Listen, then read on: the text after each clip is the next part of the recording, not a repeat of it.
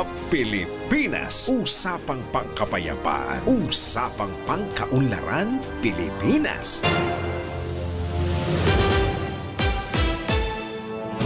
Ngayong gabi, pagka Martes, kausap po natin ang Commission on Filipinos Overseas at ka-Jerry, si Yusek Maria Arlene Borja, Executive Director ng CFO, ay nasa ating linya. Pag-uusapan natin ng tungkol dito sa tulong na ginagawa ng CFO doon sa mga octogenarian, mga nonagenarian, at yung mga centenarian, yung mga 80, 90, 100 taong gulang ng mga Pilipinong nasa ibang bansa. Kasi meron nga tayong batas ka Jerry tungkol sa Expanded Centenarians Act, yung Republic Act number 11982, kung saan ay nagbibigay ng mas malinaw na patakaran tungkol sa mga benefits na pwedeng ma-enjoy ng ating mga senior citizens. Kaya welcome po natin si Undersecretary Maria Arlene Borja ng CFO, Executive Director po siya ng CFO. Sir, magandang gabi. Good evening po, Sir Andy and Sir Jerry.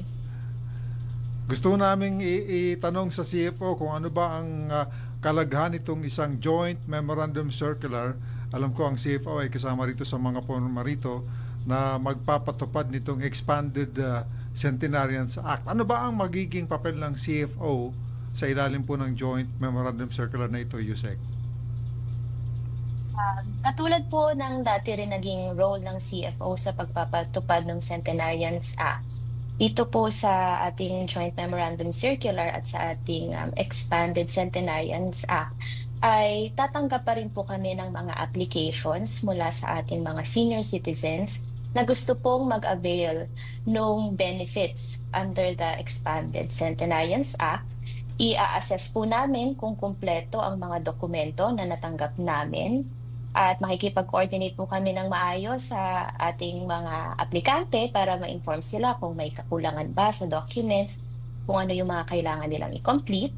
At once po na makompleto po nila ang mga dokumento, ay i-refer na po namin yan sa National Commission of Senior Citizens po with our endorsement. Pero ang specific na target clientele, tama ba, Yusek, ay yung mga Pilipinong permanent resident o nasa ibang bansa na nakatira ngayon?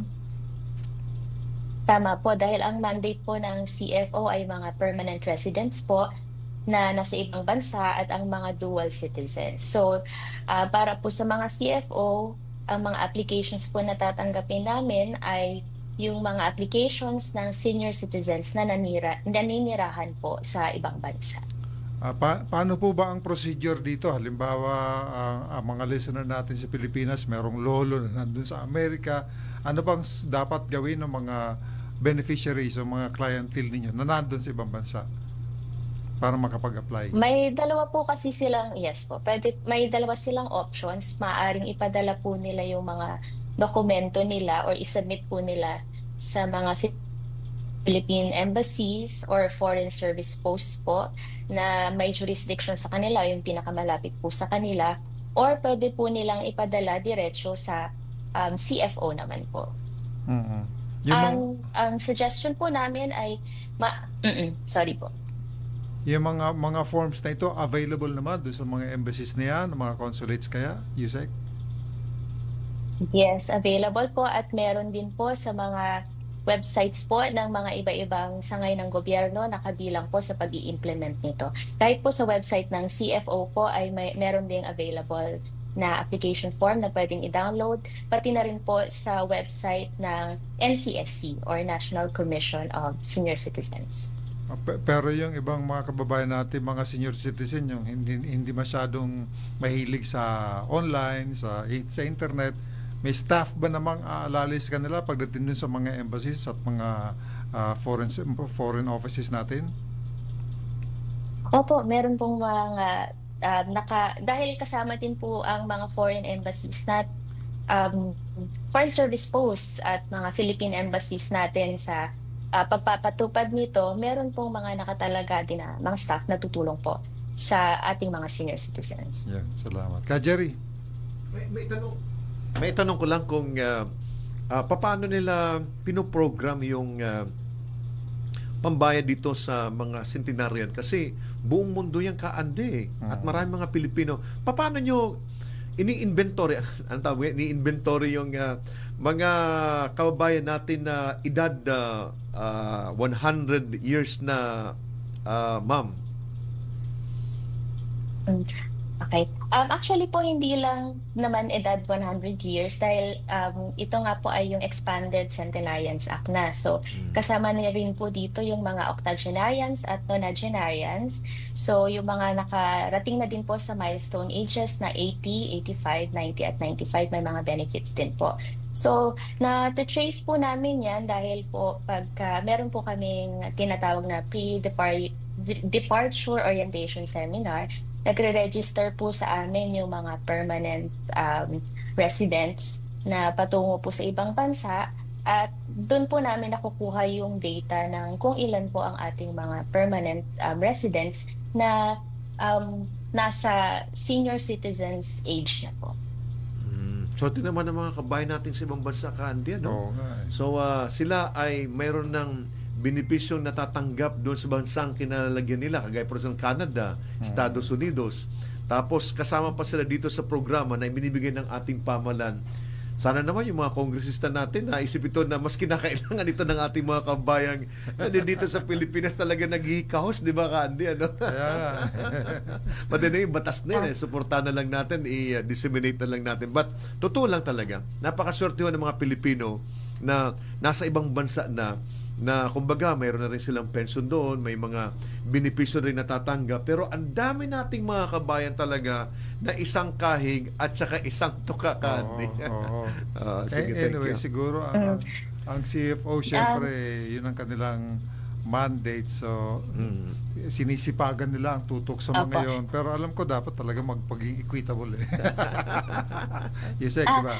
Yes po, Sir Jerry, yes po. Actually po, dito sa batas na ito, kasama din po ang mga senior citizens na nandirito po sa Pilipinas. Pero iba po kasi yung proseso sa kanila dahil hindi po yung sa mandate ng CFO. Para naman po sa mga senior citizens po na nandito sa Pilipinas, ang applications po nila ay tatanggapin ng Office of the Senior Citizens Affairs o kaya ng Local Social Welfare Development Office po sa mga LGUs. So, pare-pareho po yung mga senior citizens natin na nandito sa Pilipinas. Ganun din po ang senior citizens na nasa ibang bansa ay makakatanggap po ng mga benepisyo na ito as long as makapag-apply po sila at may submit po nila yung mga dokumento po na hinihingi. Yung parang pinipoint out ko dito, Yusek, ay yung mga kagaya din ito ng mga mayayaman natin na nag-a-avail pa rin nito na parang hindi na rin na kinakailangan. But ako naintindihan ko, ito is hindi actually doon sa amount but yung recognition, di ba? No? Yes, nakaabot ka ng 85, 90, 95 years old, di ba? No? Parang prize na lang ito, di ba? No? Yung recognition na lang. But sana kung recognition, wag nang masyadong pera. Ang pera ho talaga ay ibigay na doon sa mga nangailangan. Kagaya ng mga milyonaryo, mga bilyonaryo na nabibigyan pa rin ng ganitong klaseng mga na amount na insentibo, di ba? No? But anyway, as I've said, batas na yan. So siguro kung may mga mambabatas na pwedeng i-review ito kasi mas kinakailangan ho talaga ng mga malit nating kabayan yung perang suporta galing po sa ating pamahalaan. So sige, Candy. Yun nga lang halimbawa sa nangyayari sa Amerika. Alam mo ka, Jerry, marami akong narinig ng mga senior citizen din katulad ko na nandun na nangangamba sila ka, Jerry, kasi baka yung social security down nila mabawasan o tanggalin sa panahon ngayon. Ewan ko, Yusek, namomonitor din ba ninyo yan sa CFO? Lalo na sa Amerika sa ilalim ng Trump administration? Yusek, Arlene? Wala na ata. Ay. Po, medyo, hello? Yes, go ahead. Hello po, naririnig niyo ba? Yes. Ayan. Opo, minomonitor din po natin ang ating mga kababayan sa US tungkol dyan. At tama po kayo, Sir Andy, na kahit po yung mga senior citizens natin na nasa ibang bansa, ay meron pong ilan sa kanila na hindi rin nakakatanggap ng pension, or kung meron man silang mga pension na natatanggap ay hindi pa rin sapat para sa kanilang mga medical needs or pang-araw-araw na pangangailangan. So, kailangan din po nila itong cash incentive na binibigay ng ating pamahalaan. At saka, isa pa po, importante nga din po is yung binibigyan natin ng recognition ng ating mga senior citizens para din sa mga naging karanasan nila, para sa talino nila, at para sa naging kontribusyon nila sa kasaysayan at sa ating bansa. Mga kaibigan, babalikan po natin si Undersecretary Arlene Borja mula sa Commission on Filipinos Overseas. Oras natin, 7:40. Yon Up Pilipinas. Usapang pangkapayapaan. Usapang pangkaunlaran. Pilipinas. Ating talakayan sa APA Pilipinas ngayon pong Martes. Kasama natin si Ka Jerry Zamudio. Nasa linya po si Undersecretary Maria Arlene Borja ng Commission on Filipinos Overseas. Siya po ang Executive Director. Yusek, gusto lang naming malaman kung meron ba kayong mga na-experience na problema sa distribution o kaya pag-contact doon sa mga octogenarian, nonagenarian, centenarian na beneficiaries ng bagong batas na ito na pwede nating mahingi ng suporta sa ating gobyerno. Not necessarily the distribution lang po, pero nire-require din po kasi na dapat merong Philippine bank account yung ating mga senior citizens na nais pong mag-avail nito. So, kung yung ating po mga senior citizens na nasa ibang bansa ay qualified po at nais po nilang mag-avail nitong cash gift under the law, kailangan po sana na meron silang Philippine bank account. I guess, maaring yun po yung pwede nating masabing challenge kasi hindi naman, lalo na po kung medyo matagal na nag-migrate sa ibang bansa, ay ang ilan po sa ating mga kababayan ay wala naman pong Philippine bank accounts. At saka may mga, paano ba pagbukas ng Philippine bank account? Online, pwede ba? Or kailangan may branch doon sa lugar na tinitirahan nila? Yusek? Opo, meron na pong mga ilang banks ngayon na pwede na pong mag-apply online. Pero hindi ko na lang po. Baka bawal pong banggitin. So, pwede na. Opo. Pwede na lang i-research na lang, ano? Yusek, meron lang din kaming...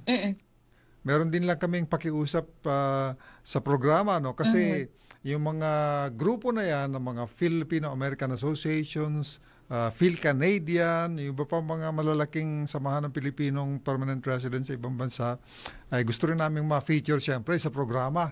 Kayo ang Executive Director, pakikiusapan ho namin kayo na paminsan-minsan magbigay sa amin ng kahit na endorsement lang doon sa mga grupo na yon. Okay po ba? Oo naman po. Wala pong problema dyan. Tutulungan po namin kayo na makipag-coordinate po sa kanila para ma-invite po sila sa inyong programa. Opo. Opo, wala pong problema. Kasi importante talaga doon makumusta natin yung ating mga kabayan at ano yung kanilang kumbaga obserbasyon sa nangyayari diyan sa kanilang bansa at sa ating bansa, and then magkabalitaan ba? Parang ganoon lang naman. Okay, so thank you. Yusek, maraming salamat. Walang anuman po at maraming salamat din. Mga kaibigan, si Undersecretary Maria Arlene Borja, Executive Director ng Commission on Filipinos Overseas. Salamat po. What's up, Pilipinas? What's up, Pilipinas?